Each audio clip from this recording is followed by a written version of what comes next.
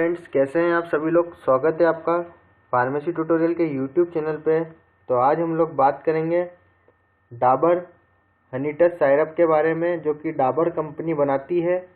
ये जो सायरप है खांसी के लिए एक प्रभावकारी हर्बल दवा है, जो कि सूखी खांसी के लक्षणों में सुधार करती है ये दवा। अब हम आगे जानकारी देखते हैं डाबर हनीटस सायरप के बारे में।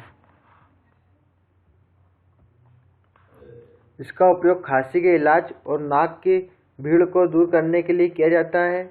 यह सूखी खांसी के साथ साथ गले में जलन से भी प्रभाव में राहत प्रदान करता है। सिरप तीव्र अनुपादक खांसी के खिलाफ विशेष रूप से प्रभावी है। मतलब जो ज़्यादा खांसी है चल रही है, तो अगर आप ये सिरप लेंगे तो वो प्रभाव करेगा।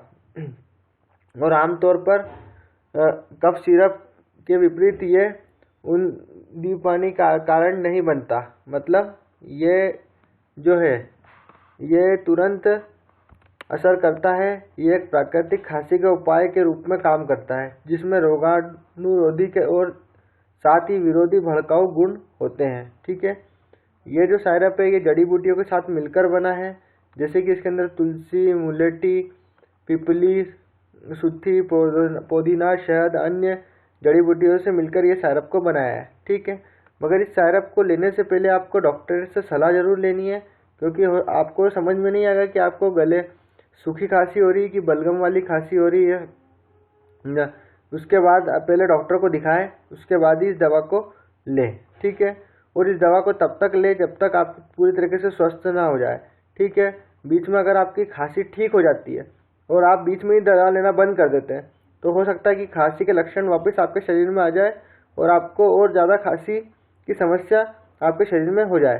तो इसलिए जब तक डॉक्टर आपको पूरा तरीके से उपचार लेने का मना नहीं करते, तब तक आप उपचार लेते रहिए। ठीक है, अब डाबर हनीटस सायरप के जो है इसके उपाय के बारे में बात करते हैं। तो ये सूखी खांसी के इलाज में कारगर है।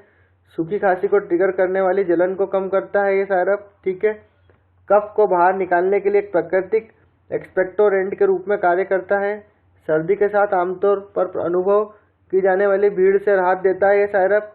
रोगाणुरोधी और जीवाणुरोधी गुण है इस सायरप के अंदर।